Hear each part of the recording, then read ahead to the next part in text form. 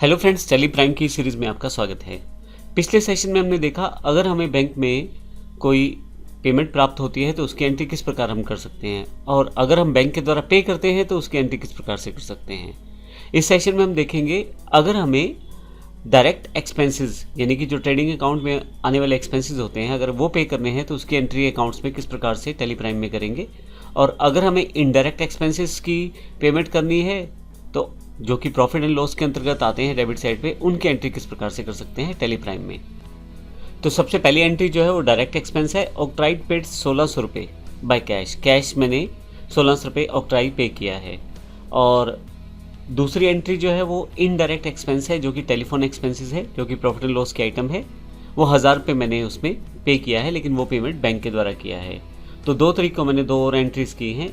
Octroi पे किया है जो कि डायरेक्ट एक्सपेंसेस है, और टेलीफोन एक्सपेंसेस जो कि इनडायरेक्ट एक्सपेंसेस है। मैं ये भी बता दूं कि इन दोनों के अकाउंट्स मेरे पास पहले से नहीं है, तो हम देखेंगे इस सेशन में कि एंट्री करते समय ही किस प्रकार से हम अकाउंट्स को भी क्रिएट कर सकते हैं। तो आइए शुरू करते हैं। तो आइए देखते हैं इसकी एंट्री किस प्रकार से हम टेली प्राइम में करेंगे।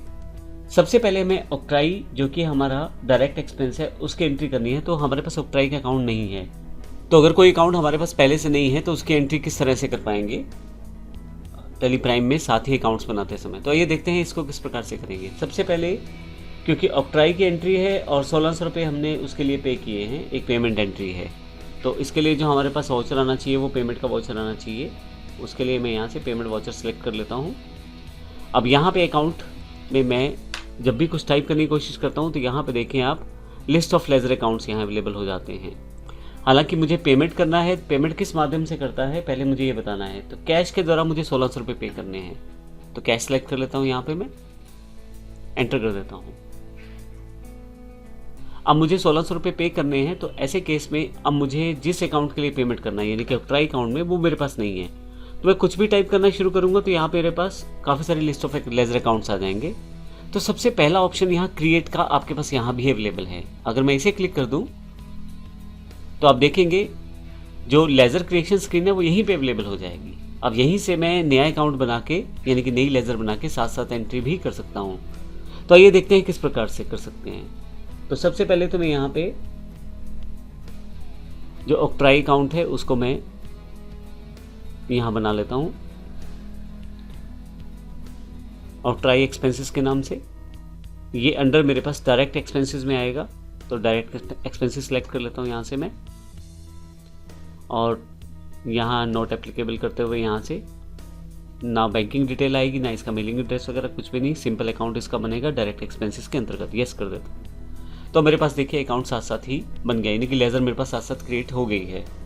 अब जो इसकी एंट्री है वो 1600 रुपये की है, तो मैं यहाँ 1600 टाइप कर देता हूँ, एंटर करते हुए नीचे की तरफ आता हूँ, और नरेशन में अगर मुझे कुछ लिखना है तो वो लिख सकता हूँ, अन्यथा खाली छोड़ सकता हूँ। अभी खाली छोड़ देता हूँ, जैसे एक्सेप्ट करूँगा मेरे पास ये एंट्री हो जाएगी। तो इस तरह से मैंने ऑक्ट्राई जो कि डायरेक्ट एक्सपेंसेस था उसकी पेमेंट की है, और मेरे पास वो अकाउंट नहीं था लेकिन मैंने साथ साथ वो अकाउंट क्रिएट करके उसकी एंट्री कर दी है।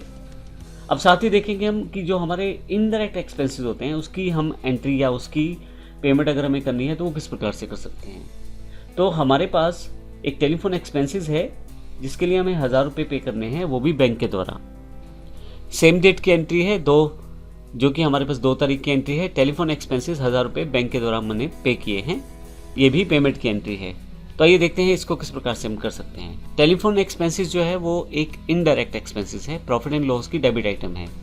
तो आइए देखते हैं इसको किस प्रकार से हम एंटर कर पाएंगे। इसका भी लेजर मेरे पास पहले से नहीं है, लेकिन है तो ये पेमेंट, इसलिए मैं पेमेंट वाउचर में ही रहता हूँ। और यहाँ से क्योंकि मुझे बैंक द्वारा पे करना है तो IDBI बैंक सेलेक्ट कर लेता हूँ। पर्टिकुलर्स में मुझे यहाँ कुछ भी टाइप करूँगा तो मेरे पास फिर से लिस्ट ऑफ अकाउंट्स आ जाएंगे। तो यहाँ मैं क्रिएट पे क्लिक करता हूँ क्योंकि मेरे पास पहले से टेलीफोन अकाउंट अवेलेबल नहीं है। तो मैं यहाँ टेलीफोन एक्सपेंसेस अकाउंट बना लेता हूँ। अंडर ये मेरा इनडायरेक्ट एक्सपेंसेस के अंतर्गत आएगा क्योंकि हमारी प्रॉफिट एंड लॉस की आइटम है। टाइप ऑफ लेजर जो है यहाँ राउंडिंग में नोट एप्लीकेबल है यहाँ पे, और यहाँ बाकी सारी डिटेल्स देने की ज़रूरत नहीं है क्योंकि ये डिटेल्स इसके लिए नहीं है। और एक्सेप्ट करते हुए येस कर लें तो मेरे पास टेलीफोन एक्सपेंसेस का लेजर यहीं क्रिएट हो जाएगा। अब मैंने जो पेमेंट किया है वो 1000 रुपये पे किया है इसके लिए, तो 1000 रुपये मैं यहाँ टाइप कर देता हूँ। फाइनली नरेशन में खाली छोड़ देता हूँ, क्योंकि मैंने बैंक द्वारा पे किया है तो फिर चेक की इन्फॉर्मेशन मांगी जा रही है, तो जिस चेक के द्वारा मैंने पे किया है उसकी इन्फॉर्मेशन यहाँ मैं दे देता हूँ। और फाइनली नरेशन खाली है, एंटर करते ही मेरे पास ये एंट्री हो जाएगी।